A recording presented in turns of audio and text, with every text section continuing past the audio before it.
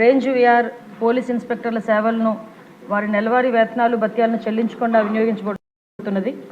అదేవిధంగా second question అధ్యక్ష, ఖాళీలు ఏర్పడిన వెంటనే జిల్లాలో రేంజ్ విఆర్ పోలీస్ ఇన్స్పెక్టర్లు నియమించడం అవుతుంది, లేదా వాళ్ళు ఆప్షనల్ అనుమైన విధంగా డిప్యుటేషన్ విభాగాలు నియమించబడుతుంది. అధ్యక్ష, పోస్టింగ్స్ ఇచ్చిన వెంటనే వెయిటింగ్ వ్యవధిని క్రమబద్ధీకరించి వేతనాలు పొందడం అవుతుంది. కావున వెయిటింగ్ వ్యవధిలో ఇన్స్పెక్టర్లు ఇబ్బందులు ఎదుర్కొంటున్న విషయం వాస్తవమే.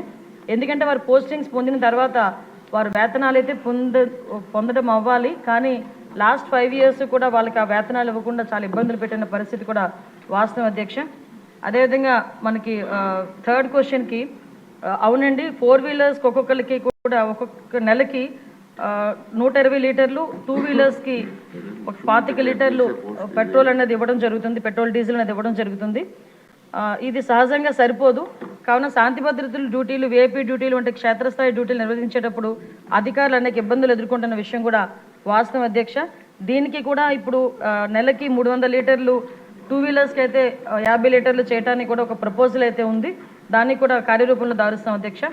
అదేవిధంగా 4వ క్వశ్చన్కి అధ్యక్ష, అవునండి, పెట్రోలింగ్ మరియు విఐపీ భద్రత డ్యూటీలను అదనంగా నిర్వహించడానికి క్షేత్రస్థాయి అధికారులు వినియోగించిన పాత వాహనాలతో పోలీస్ శాఖ చాలా ఇబ్బందులు ఎదుర్కొంటుంది. శాఖ కూడా వాహనాలు తీవ్ర కొరత ఇబ్బంది పడుతుంది అధ్యక్ష.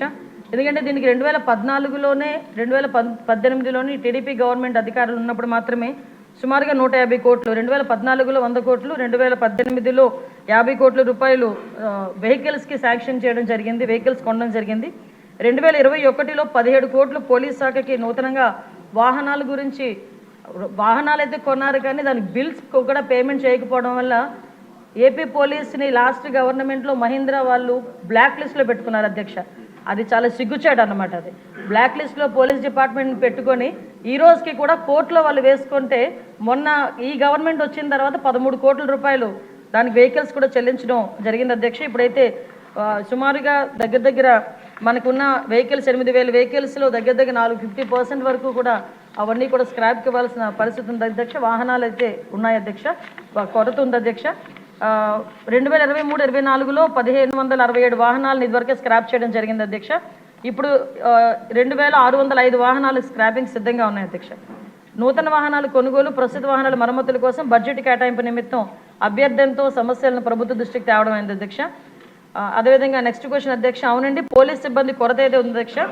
2023 December 31 నాటికి 19,999 వేకెన్సీస్ ఉన్నాయి అధ్యక్ష. వేకెన్సీస్ లిస్టు వాటి కేటగిరైజ్ ప్రకారం సభ్యులకు కూడా అందించడం జరిగింది అధ్యక్ష. తర్వాత మనకి 17/9/2002 తేదీ గల హోమ్ సర్వీసెస్ శాఖ నుంచి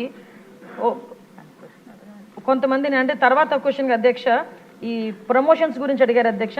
17/9/2002 తేదీ గల హోమ్ సర్వీసుల శాఖ జివో ఎంఎస్ నెంబర్ 280, 30/12/2011 తేదీ గల హోమ్ సర్వీసుల శాఖ జివో నెంబర్ 301 ద్వారా తీవ్రవాద, ఉగ్రవాద సంబంధిత శాఖల్లో విశిష్ట సేవలు అందించిన పోలీస్ సిబ్బందికి తర్వాత ఉన్నత హోదా, యాక్సిలరీ పదోన్నతులను ఇవ్వడానికి ఒక కార్యవిధానాన్ని రూపొందించడం జరిగింది అధ్యక్ష.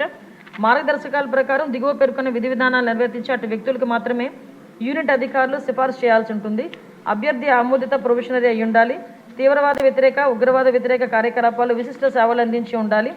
సంతృప్తికర రికార్డు ఉన్న వాళ్ళు, అదేవిధంగా సర్వీస్ అంతటా ఏదైనా ప్రధాన సెక్షన్ లేకుండా గత 6 సంవత్సరాలకు క్లీన్ డిఫాల్ట్ షీట్ కలిగి ఉండాలి అధ్యక్ష. అదేవిధంగా డిఎస్సి సివిల్ డిఎస్గా డిఎస్పి పదోన్నతి పొందేందుకు సర్వీస్ నియమాల అర్హత విధానాన్ని నెరవేర్చిన అతను లేక ఆమె ఉంటే తప్ప శాఖలో 30 సంవత్సరాల సర్వీస్ పూర్తి చేసుకున్న సబ్ ఇన్స్పెక్టర్, సర్కిల్ ఇన్స్పెక్టర్, డిఎస్పీగా పదోన్నతి పొందరు అధ్యక్ష.